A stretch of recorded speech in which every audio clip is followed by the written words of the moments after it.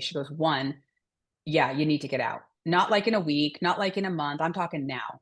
She goes, in fact, I won't even see you again until you have papers filed for your divorce. Oh, wow.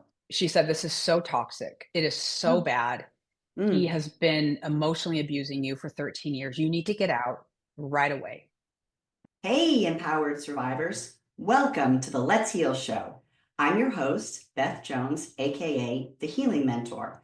My mission is to inspire and mentor other survivors of trauma and abuse as they walk their healing pathways. I'm here to help you become fiercely devoted to your healing, turning your pain into your power. That's why this show is all about healing. And through our guests, we will explore healing in action. Sometimes I'll share my journey. Other times, we'll hear from fellow survivors about their transformational healing experiences, bringing purpose to their pain and shining light in the darkness of this world. We'll also have conversations with gifted healers and learn about various resources and tools from those who support us on our journeys. So, come on, everybody, let's heal. Hello, everyone, and welcome to today's episode of the Let's Heal Show. I'm so excited to have a guest today whose path has been very similar to my own throughout her life. Amy, welcome to the show. Thank you so much for having me. Our guest today is Amy Stevens, and Amy, I'm going to ask you to do an introduction of yourself, please, for our guests. Yes, I would love to so much. So, again, my name is Amy Stevens, and I live in the beautiful state of Utah, southern Utah to be exact. And I just really love my life. I have seven Hmm. amazing kids. Five of them I raised. So we have like a blended family, which I loved. And they're all grown now. So my baby is almost 20 years old, which is so wild. Oh, that's But amazing. I know, right? It's so wild when your kids grow up and become adults and you just, it's wonderful to have such great relationships with them. And so I love hanging out with my kids. I love being outdoors. I love doing Ironmans. That's kind of a fun hobby of mine. And just anything outdoor related is really such a passion of mine. And my book, that we'll be talking a lot about today, but that was a huge bucket list item for me. I don't know how it was for you, Beth, but for me, it was just years of, I'm going to write this book. I want to write this book. I have so many things I want to say. And a couple years ago, I finally turned that dream into a reality. And so I love talking about it. I love sharing it. And I love the topic of healing because that is something I am incredibly passionate about as well as you are. So, Yes, I am, which is what's led me to have this show now, which is all about healing. So you said two things there that I learned now in this part of our conversation that are different for me because I don't have any children. So I'll ask you, do you have grandkids yet? so my oldest stepdaughter, she has a little 4-year-old daughter who, yes, yes. So yes, the answer is yes. None of the girls that I had have kids yet, but yes, my oldest stepdaughter does, and she's such a joy to be around, which is so That's a fun. lot of fun, huh? Yeah. Yeah. I spend a fair amount of time with my great nephew, who's 3, and I really enjoy that quite a bit. I get a kick out of it actually because like Yeah, so my fun. heart is, Yeah, yeah. so fun. Yeah, it is so much fun. Yeah, that's amazing. The other thing that I have not done is an Iron Man. That's the other place where we're a little bit different. So Yeah. I have a fair amount of It's funny. running, but Yeah, not an it's Iron it's Man. it's funny because the Iron Man thing was also on my bucket list for almost the same amount of years as the book was. Mm, And so I did my first Iron Man right after I finished writing my book, actually. So those were very, like, they very much coincided in my world because yeah, I was just on a growth journey and the book happened first and then the Iron Man happened after that. yeah. Two amazing feats. So having written the book, I know that for sure. And my ex-husband always had aspirations of doing an Iron Man. So he struggled physically with his legs to be able to even do just even the shorter tries. It was always one of those things he wanted to do, but fought his body fought him His all the body way to where was he finally was like, like, I can't do this. yeah, it's a Yeah, lot. I mean, it's it very is. taxing on the body, that's for sure. Sure. Yeah, and it's admirable to me, how you find the time, like having a normal life, because I think about, and I don't have kids, and I think about how busy I am with life. How you find the time to train is simply amazing to me. So kudos to you. Well, thank you. And I will say, yeah, my life is not normal when I'm training for an Ironman. There is no like quote, quote, normal life when you're Gross. training for an Ironman. So, Yeah, yeah. yeah, yeah. All right, so let's get around to the healing part of our journeys. We'll talk through that, but need to set some framework for that, a little bit of background on why we need to heal. So that's up to you, what you would like to share with the audience. But if you could just give a little bit of taste of what was happening to you that really brought you to the point of I need to do some work to heal. Yeah, absolutely. And to be honest, I'm very forthcoming in my book because I just Mhm. believe that the best way people can learn from your journey is if you share your journey. So I'm all about that. So I went through something when I was a 12-year-old girl. My older brother sexually abused me. And one thing that I think is so powerful that I always like to share when I talk about this is it wasn't so much the trauma, the event that happened that created the need to heal. It was actually how my parents handled the event. Hmm. Back then, back in the 80s, a lot of this stuff just wasn't talked about. It wasn't addressed. I grew up in a very strict religious home. And I think that factored into it as well. And when it happened, after they had found out, which had been about a year of it happening, they just didn't know how to handle it. So the best way they knew how to handle it was just to pretend it never happened. And that's what we did. They sat me on the couch. I still remember this so clearly. They sat me on the couch with my brother and told me that I needed to forgive him. And we were just going to move on with our lives and pretend that it never happened. So, as a 12-year-old little girl, that's what I did. And I share that because my need to heal came from the 20 years after that event, Yes. because I was never given the opportunity to heal from that event. What it did is it created patterns in my life, starting very young with men. Hmm. And I was just never given the opportunity to have a healthy relationship with a man because of not just what had happened to me, it was the fact that I was never able to process what happened to me. And that led me into one abusive relationship after another until the age of 32, where I was finally faced with a very poor decision on my part. And that left me reflecting with, who am I? Why am I making this choice?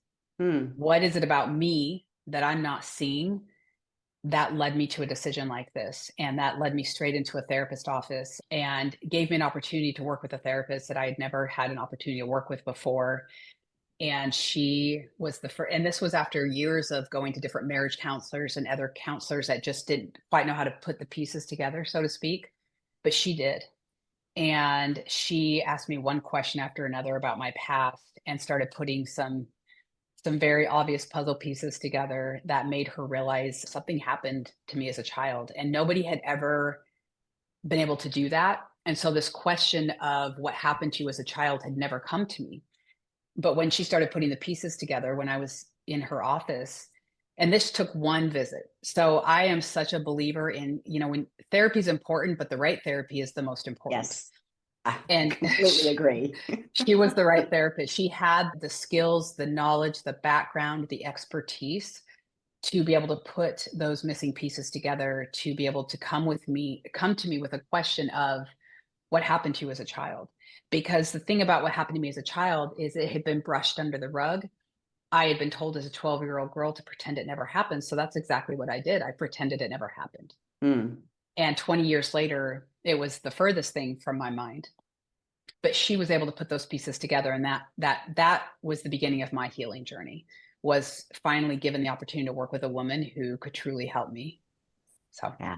So this is where we start having a lot of our parallels in our stories. yeah. So I think I had shared with you. So my experiences was actually quite the same. So I was abused within my family for the first time when I was 5, and it was my grandfather. And as a 5-year-old, you don't have any idea of what's happening to you. So there really isn't anything to talk about because you don't, like, You what don't would know. a 5-year-old Yeah. say about something like that? And so it was something that was never talked about in my family. My grandfather is in a line of familial generational abuse on that side Mm. of the family. And so it was kind of like that kind of behavior was going on in the family. It wasn't just me, there were other family members. It's kind of like it was like the big pink elephant that sat in the middle of the room, but nobody dared to say anything about it for very similar reasons as to what you were talking about the reasons why it wasn't discussed in your family. It was very similar. I think the thing that I would add on to that is in my family, there was a need to protect the name, the family name. You Mm, do anything that was going to bring shame or disrespect to the family name, including just, sweeping that kind of stuff under the rug and not ever talking about it.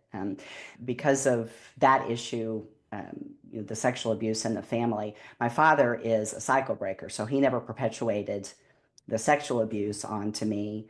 But living in that family, there were other issues around the broad notion of sex generally, right? And the way that we handled that in my family is we just didn't talk about it at all. So it was very similar to you in the fact that I mm, never had experiences that taught me how to be in healthy relationships with males, in the sort of the fully intimate relationship. I never had that experience growing up. And that actually led me, I was date raped when I was in high school when I was 15.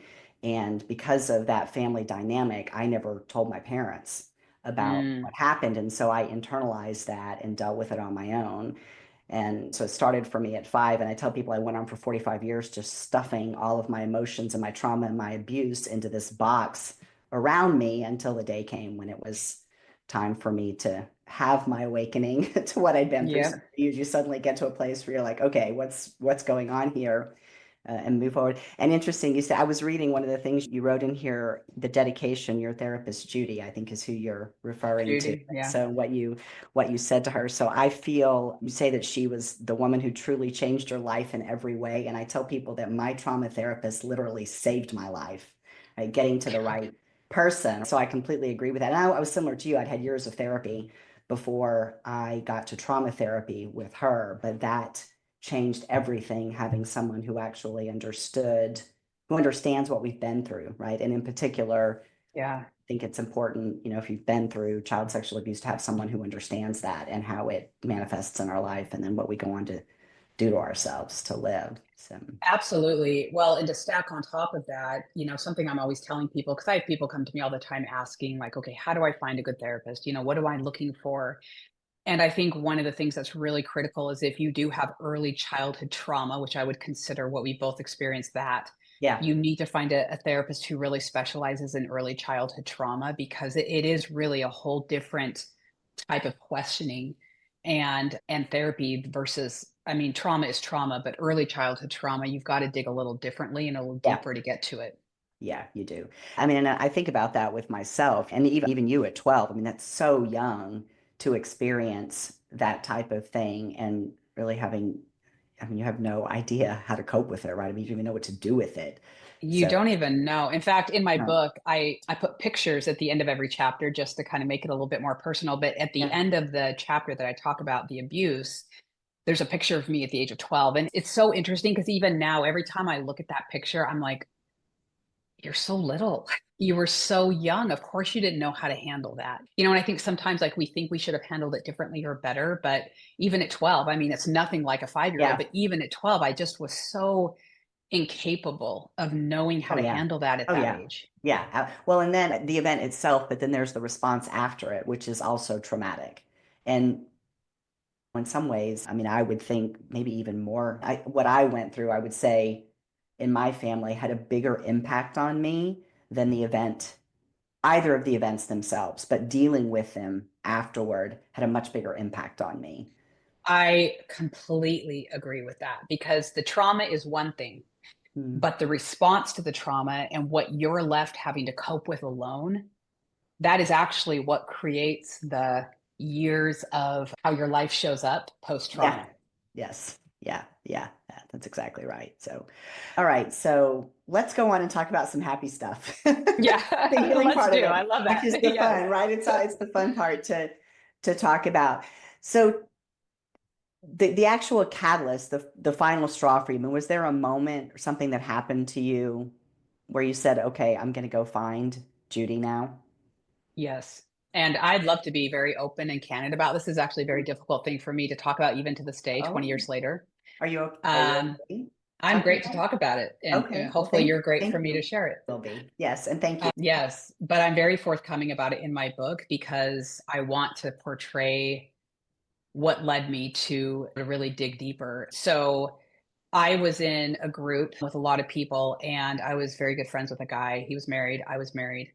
And we ended up in a parking lot one day after a meeting, just a normal Wednesday morning, just ended up talking. And after an hour of just us talking alone in this parking lot, we both left the parking lot and there were feelings. And that had never happened to me before. I had been married almost 13 years at that point. I will say in a very unhealthy marriage, complete, just total emotional abuse. I didn't know how to get out of it.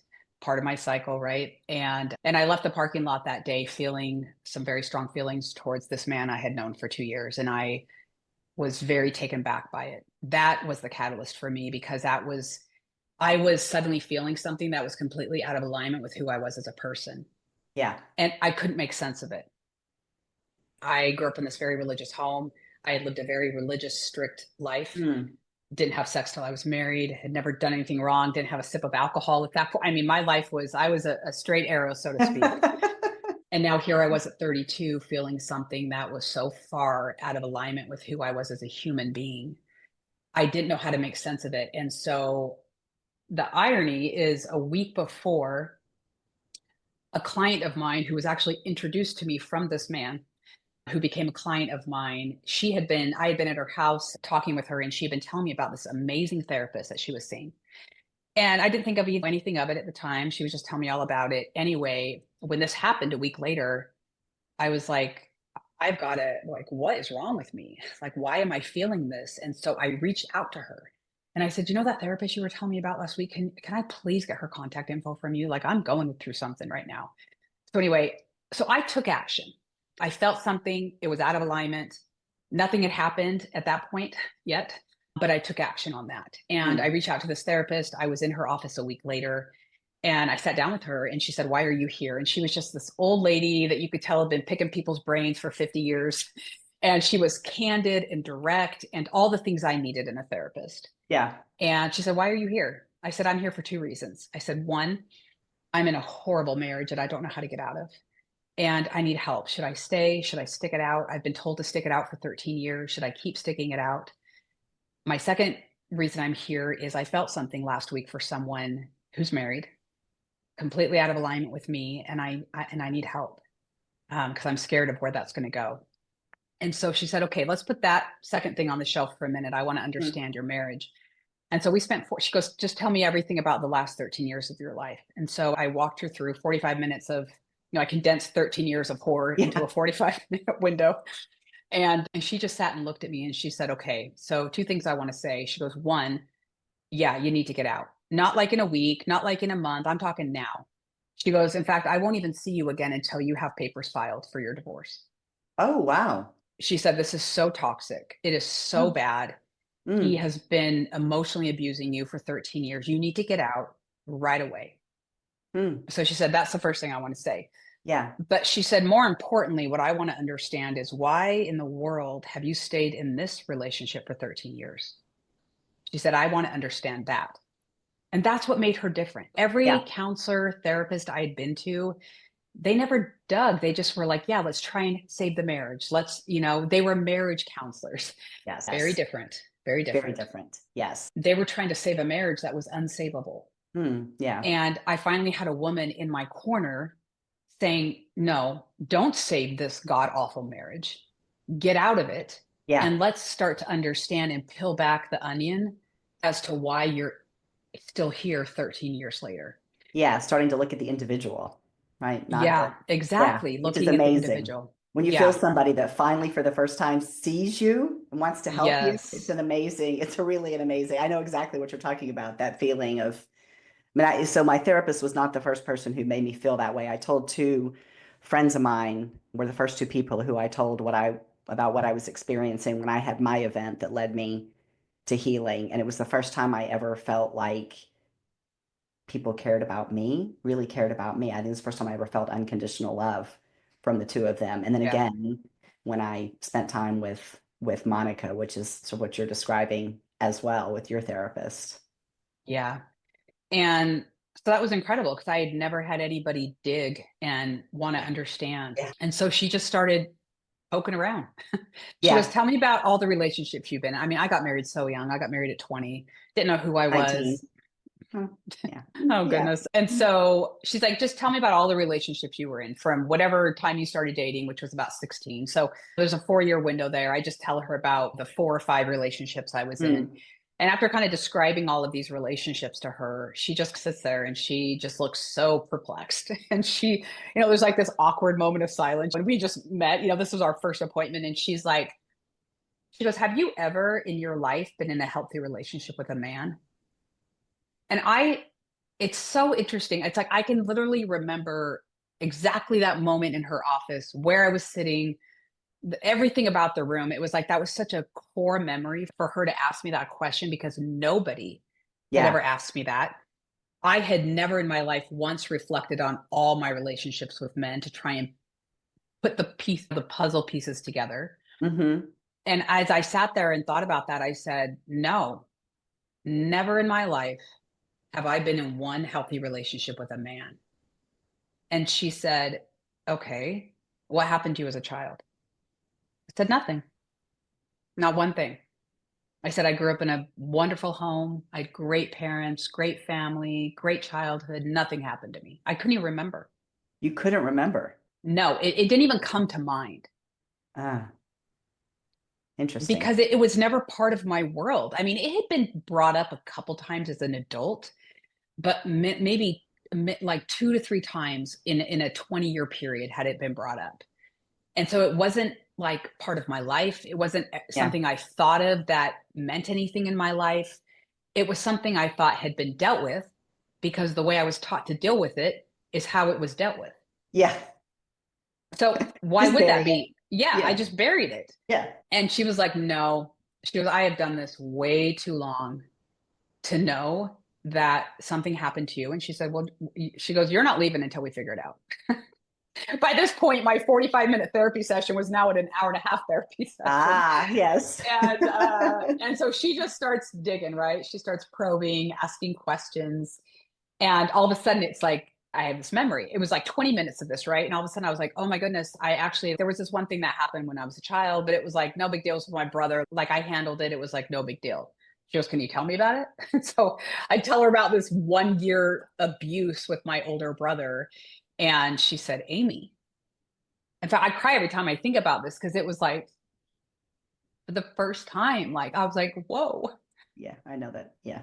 I know It's that like, feeling. it's gut wrenching to think It like is. I had no idea that this Yeah. had such a big impact on my life. And then from there, it just everything started with her. It was bi-weekly sessions with her, months and months of sorting through patterns, everything that my life looked like because of this event and the way it was handled. And it was a beautiful healing journey and it was incredibly painful.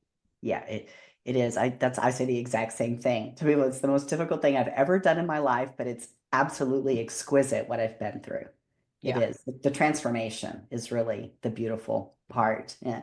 So though I just want to go back to the days before you got into the trauma therapy, in the early days of the therapy that you were going to, the marriage counseling. Did you ever do any individual counseling at that time?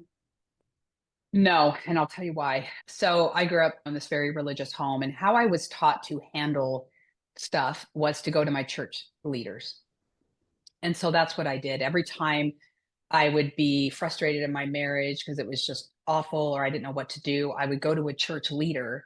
And so the only therapists I had been to were recommended therapists from church leaders, but they were marriage counselors within the church.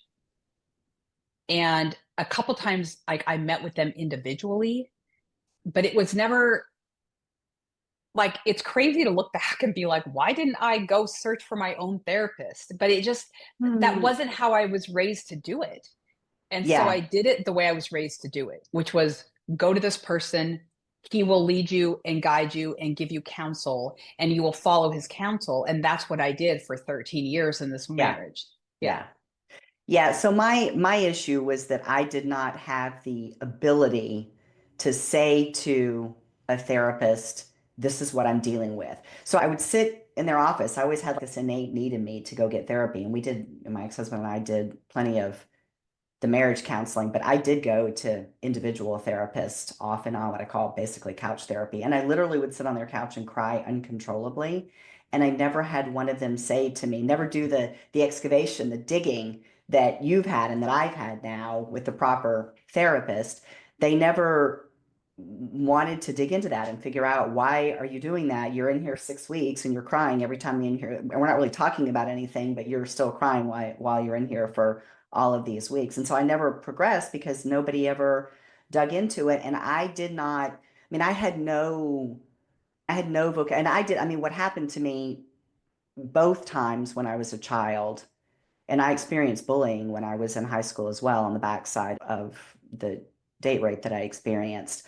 I couldn't even, I couldn't even give those events the proper terminology for what actually happened, right? I had just sort of some, I used to say my grandfather touched me inappropriately. That's what and I used to think that what happened in high school was my fault, date gone wrong, and it was all my fault. Right. And so Wow. I could not, that's how, I mean, and it's, I don't think too different. It's just those were the narratives I gave myself. But I don't think it's too different from how it existed in your mind, right? It's given, there's like a wrapper around it, or like an insulation that goes around it, that prevents us from really even acknowledging to ourselves the reality of what we've been through. And then I couldn't even call suddenly it. Yeah.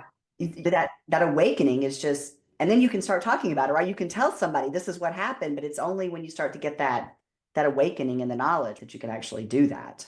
Yeah. I couldn't even use the word abuse as it related to this event until I started going to therapy. Because when she said, Yeah. Amy, do you realize that you were sexually abused? And I was like, no, it was just my brother was curious. That's what I called it. My brother was curious. She goes, no, you were sexually abused by your brother. And I couldn't even put language around it. Yeah, I couldn't either. The first time I ever heard words that were the proper terminology, the first time I ever heard that I'd been abused, sexually abused as a child, was the night that I told my two friends. And I have in my, I don't know, maybe you're the same way, which when you mentioned your friend having told you about your therapist a week before you actually needed her, to me, that's like where I see the divinity in my life, where the universe Yeah. has squarely been in my life and had me on this pathway. And for me, one of those things was the night that I needed to start talking about what I was experiencing and start getting it out. One of the women that I shared what was happening as best I could talk about it then with, she had been a prosecutor in the early days of her career of perpetrators of child sexual abuse. In fact, one of her daughters is adopted who had been sexually abused. So when I'm describing this and just like this, I'm just giving a story and all these words are coming out of my mouth that really now I understand are the definition and how you would describe what's happening under the terminology. I could give you the definition, just didn't have the proper words for it. She starts returning those words to me, and it was like somebody throwing beanbags at me every time one of them would come. But like every word, I just felt this sense of, oh, oh, it was, I mean, literally every time it was like an awakening, right? And then she Wow. finished by saying, "You're sick and you need help. You need a trauma therapist." I was like, okay, Wow. I bet. Yeah. Wow.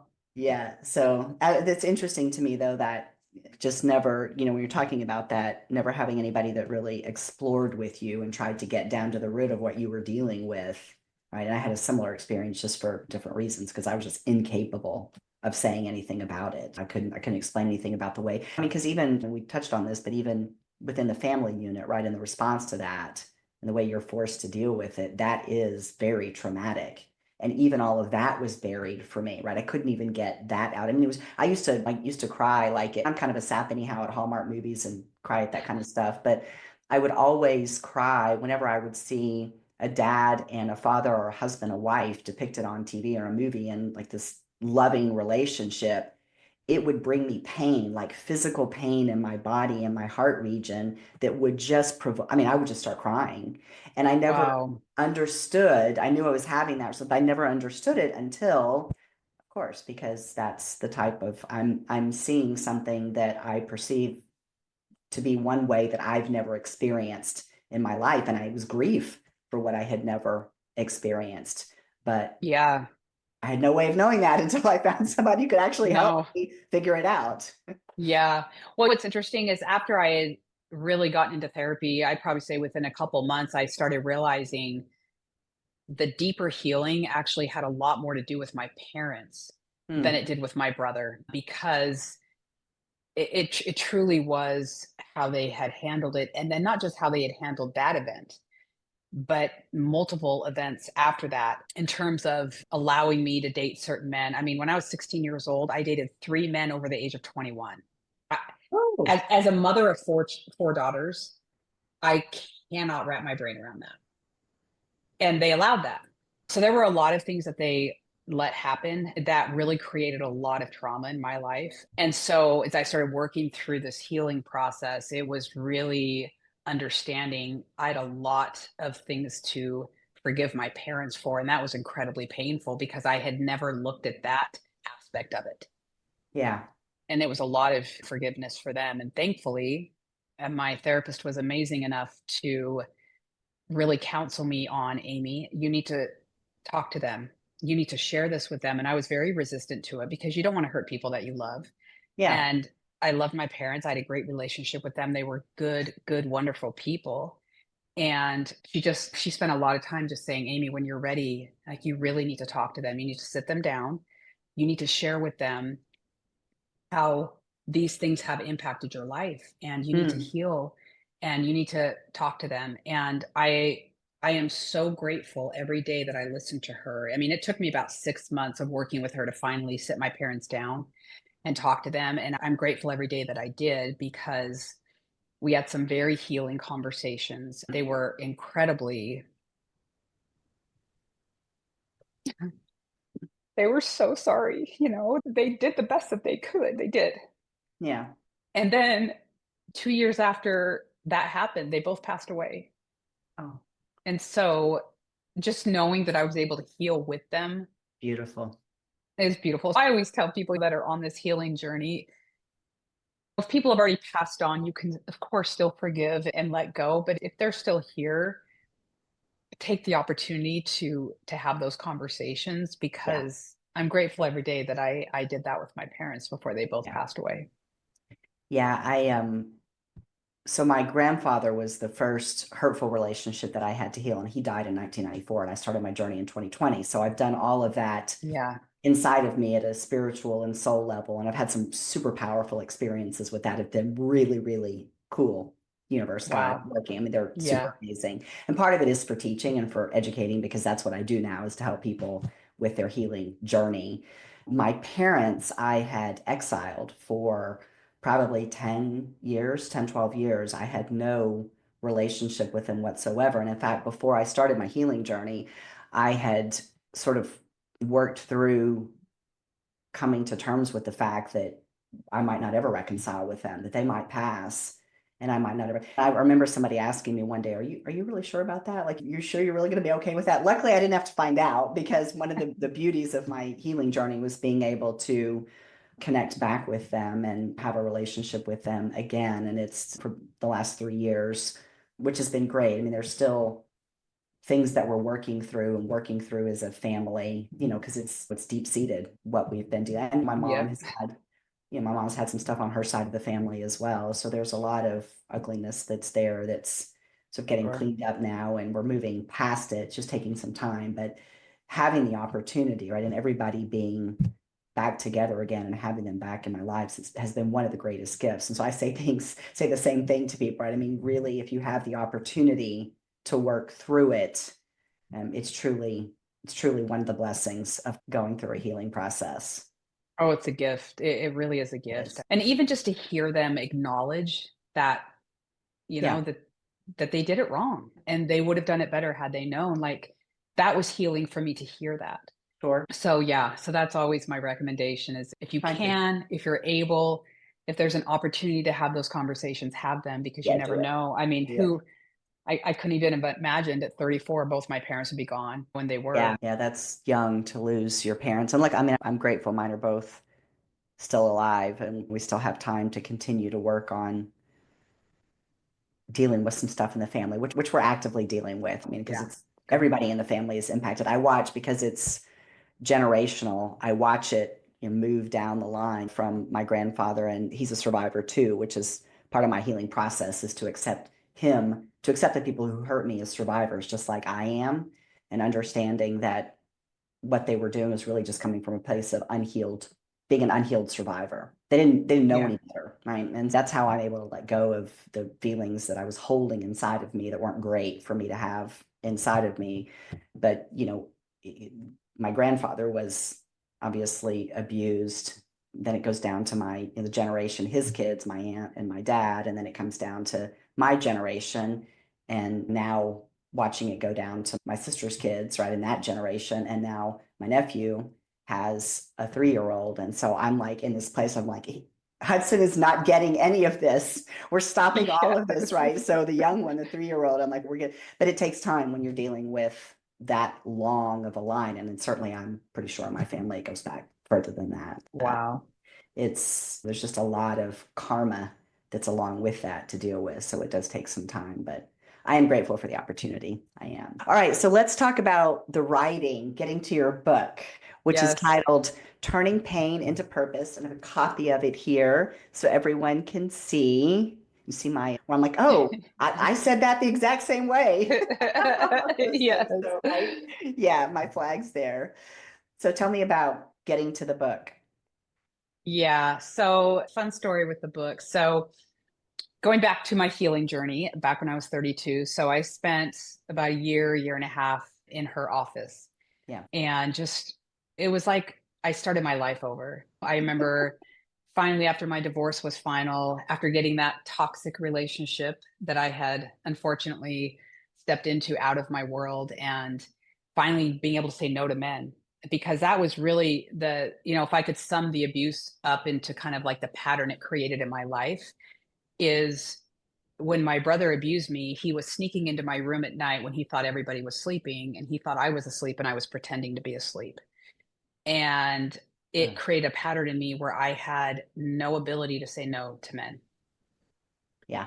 And I was paralyzed Mm. when it came to men. And so that showed up in very painful ways in my life, with me in relationships where I didn't know how to stand up for myself. I didn't know how to represent myself. I didn't know how to say no.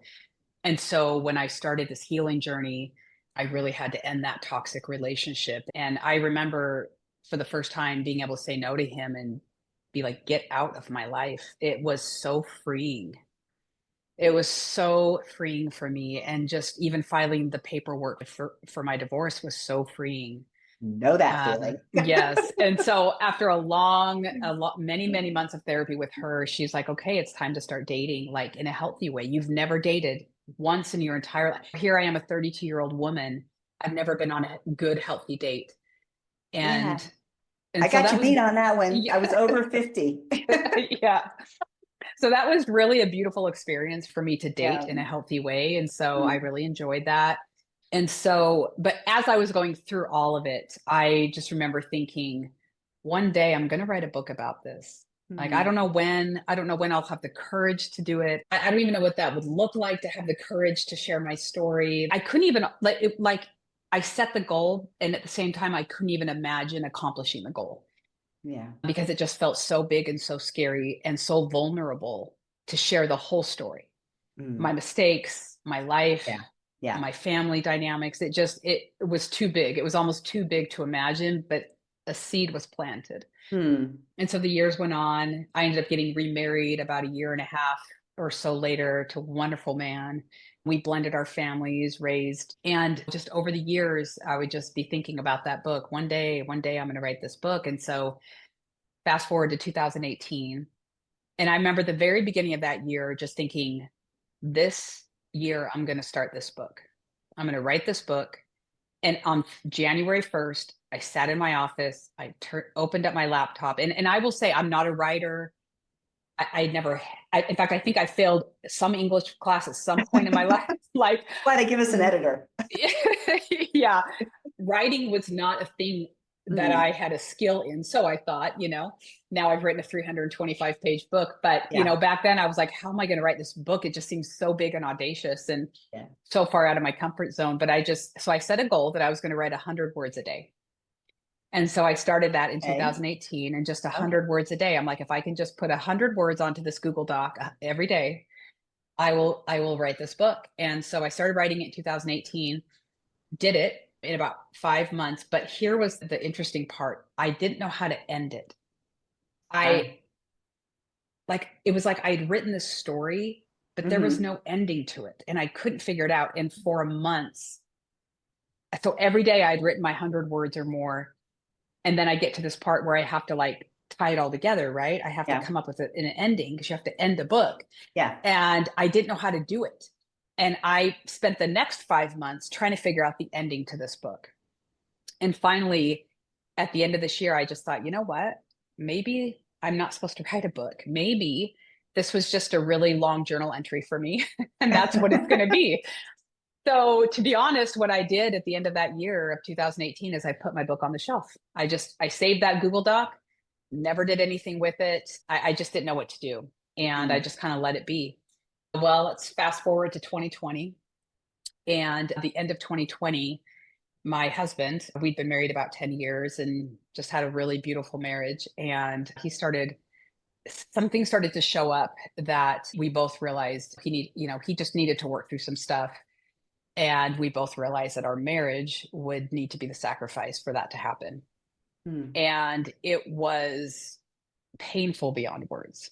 mm, It's okay.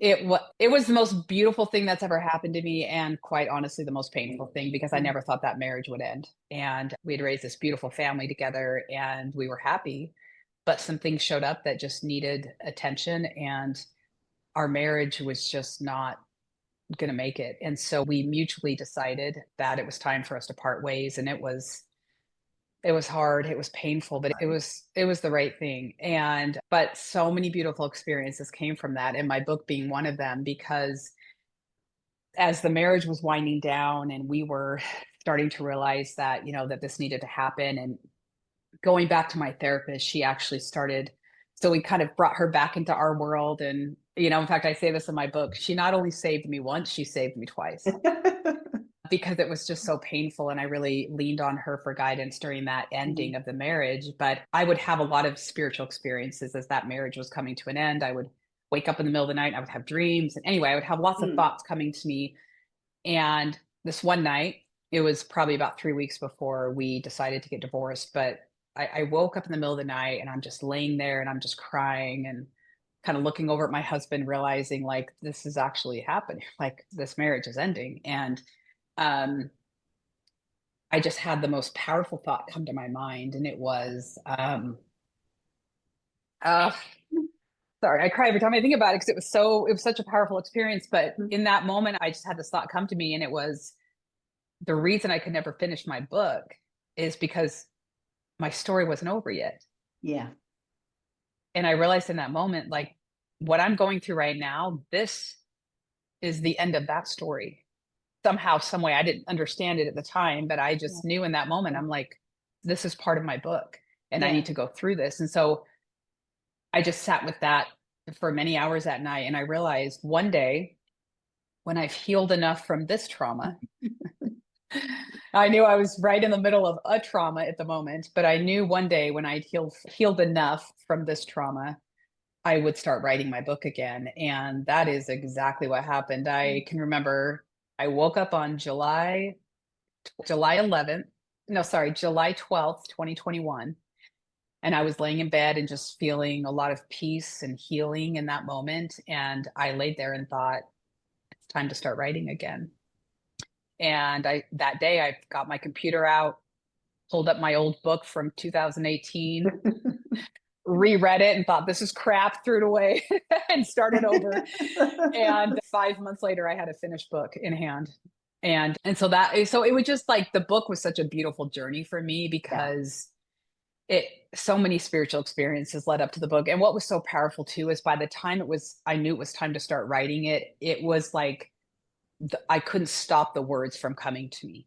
Mm, I'd wake up in the middle of the night and journal all night. I'd be running on like outside and stop on the side of the road and journal on my phone. I mean, it was just 5 months of straight yeah. like solitude. I saw nobody I other than my job and my one child at home. I did nothing but write. I was truly in a writing bubble for those 5 months. And then I finished my book December 21st that year and just wasn't quite ready to publish it. Like I had finished it, but I was like, it just was so special and so personal. And I still was sitting with the reality of this is so vulnerable. And when I publish this, everyone's going to read about my life and my choices. And I need to be ready for that. Yeah. And so I just thought, you know what? I'll know when it's time. I was working on a lot of things. I was training for 3 Ironmans at the time. I was buying an investment property. I just was in the middle of so many other bucket list things too. Yeah. And healing from my divorce and just really enjoying like this life of being alone again and just kind of living my life. I was like, you know what? The book's done. This is the book I'm going to publish, and I will know when it's time to publish it. And Yeah. so did all these things in 2022. And at the beginning of 2023, I was meeting with my therapist. Very beginning, it was like January 3rd of 2023. And I said, okay, this is the year I'm going to do something with my book. And I had given her a copy of it for Christmas. So right after I finished it, so I finished it on December 21st. I went to Kinko's, printed up the manuscript, which was like this thick. And I printed up 2 manuscripts, one for her and one for me. Yeah. And I gave it to her for Christmas. And I said, you are the only one I'm going to let read this book right now until I'm ready to publish it. And anyway, over the years, she read it. And on that appointment on January 3rd of 2023, she said, Amy, you need to publish your book. Yeah. And I said, I know, this is the year. I said, I've got a couple more Ironmans to do and a couple other things, but I said, this is the year I'm going to work on my book. And a month later, she died. Mm. Yeah.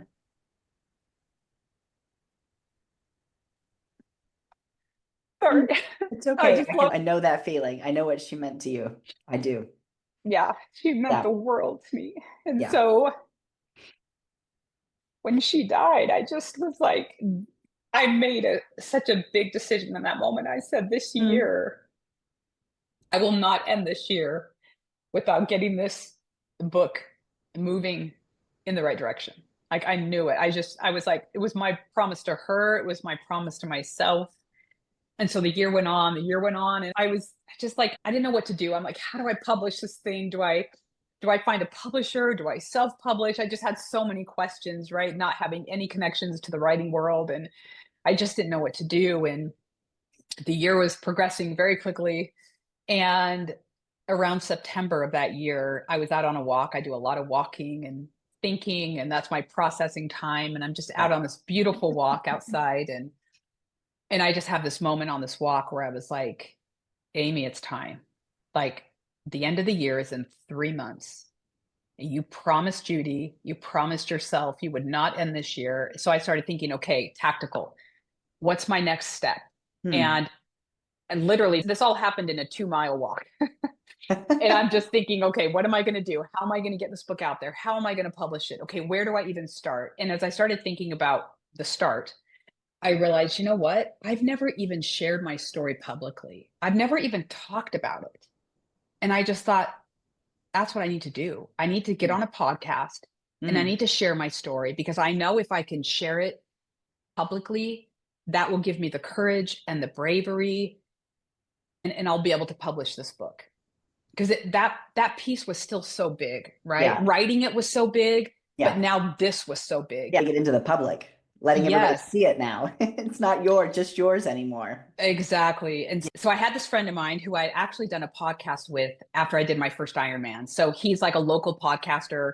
He wanted to find someone locally who had done the Ironman. And so he found me online, interviewed me. We became good friends. And so I literally got home from my walk, pulled out my phone, sent him a text and said, Derek, can we go to dinner next week? I have a podcast idea and I want to talk to you about it to see if you're okay with it.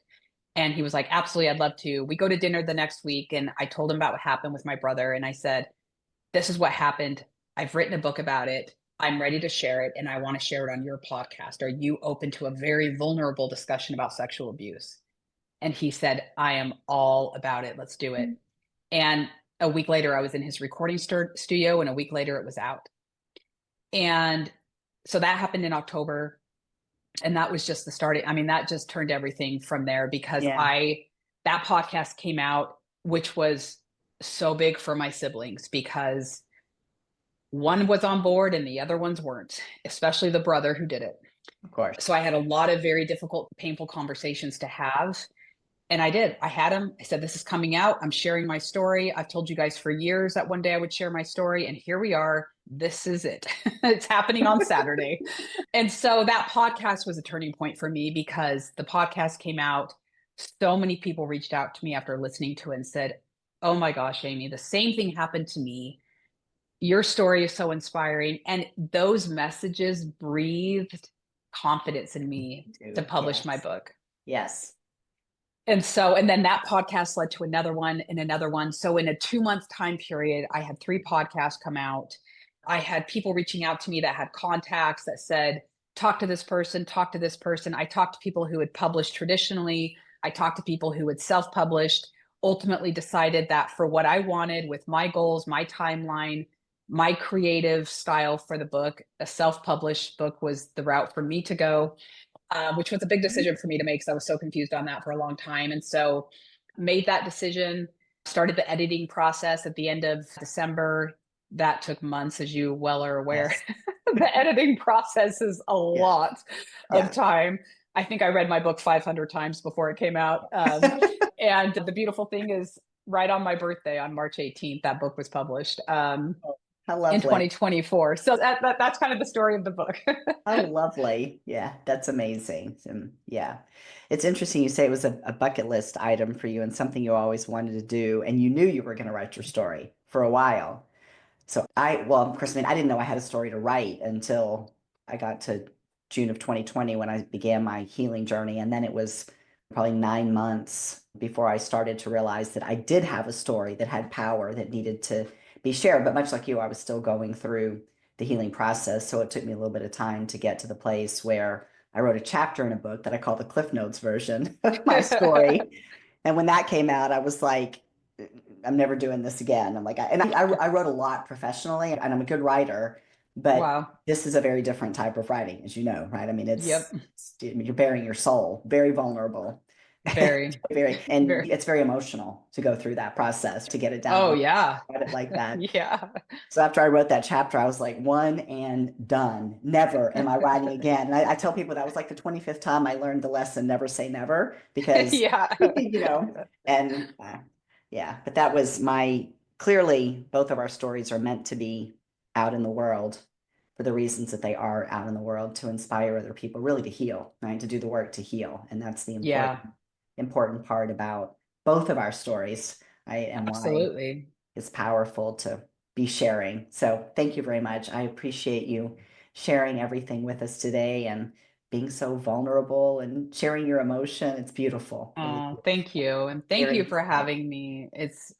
I love conversations with people that have gone on any Yeah. kind of healing journey because it is so special and y- you're never the same after. And you also realize in a healing journey that we are always healing. We are. Oh, Um, I say that we too. are always healing. I'm just better. I'm better equipped today to heal. I can Yes, respond I'm a more quicker healer quickly. now. Yeah. But Yeah, but I still a mean healer. Yeah. but trauma and abuse, pain and suffering, that's part of the human experience. And if we can learn to live in a place where we can end our suffering much more quickly, and in some cases not even get to a place of suffering, right? Then Yes. we're just better off. I think life is more joyous.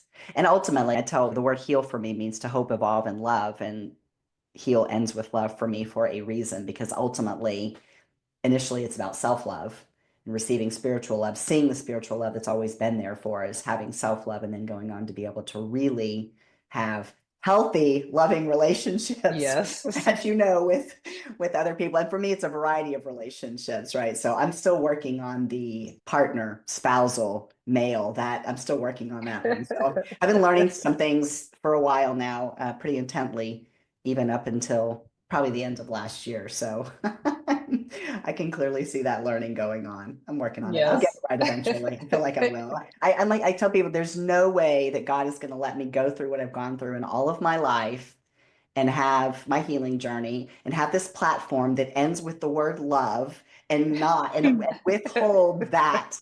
Every other relationship I'm working on, I experience healthy love, and every other one, include, it's going to happen at some point in time, I feel It sure. absolutely will. It absolutely will. Yeah, it will. All right, this has been wonderful. And I'm assuming that you like to hear from people to reach out to you and connect with you. Yes, I would love that so much. Yeah. Where can they find you? I probably the easiest way is either Instagram or Facebook. Instagram, it's Healthy Amy, spelled my name, Aimee. But yeah, I love to connect with people, talking, just whatever that looks like. But anyone I can help, support, love, connect with, I'm all about it. Yeah, it's great being able to share our stories. I find people, you feel seen when somebody says to you, I've had a very similar experience to that. You feel seen. And then when they say to you, and I'm okay, you get a lot of inspiration and hope from that. Yeah, I hope that people will connect with you because I can see it on your face and just I hope so. you look like you're healthy, Amy. You do. Thank you. You do. I do, And and like one thing I talk about in my book, there's such a beautiful life on the other side of healing. there is. And it's Yeah, just, we all have to find that in our own way, in our own time. But I'm grateful every day for the life that I have and the journey and where it's brought me. me too. And I'm in the absolute best time of my life. I have no doubt about that. And that's because of the work I've done to heal. So I agree Yes. with you 100%. So again, here's the book, Turning Pain into Purpose. I know it's on Amazon. Anywhere else that people can pick it up? Yes, I actually just barely finished my audiobook. So it's on Audible as Oh, well. So it's wonderful. on Amazon, every format, Kindle, paperback, hardcover, or on Audible. So Wonderful. Amazing. All right, everyone, you know where to find it. All right. Thank you again for being with us. yes, And thank to you. the audience, thank you so much for being with us today. And I hope you have enjoyed this episode of the Let's Heal Show. Thank you for watching today's episode of Let's Heal with Beth Jones. If you've enjoyed the content, please subscribe to my YouTube channel at Beth Jones Healing Mentor. The Let's Heal Show is also available on all major podcast platforms. And if you'd like to know more about me and the work that I do to serve other survivors of trauma and abuse who are healing, please visit me on the web at empowersurvivors.com.